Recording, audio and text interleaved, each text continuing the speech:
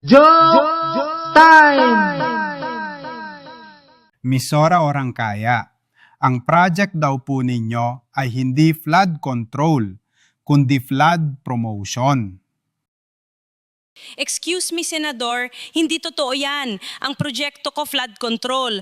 Pero kapag malakas ang ulan, hindi ko na kontrolado. Control lang po, hindi remote control. Sabi sa report, ang pondo ng proyekto napunta raw sa swimming pool ng subdivision nyo?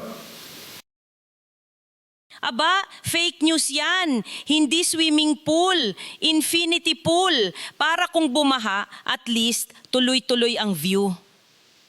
Pero Ma'am Sara, bakit hanggang ngayon baha pa rin sa kalsada? Kasi po, Senador, flood is life. Kung walang baha, paano magkakaroon ng libreng car wash ang mga jeep?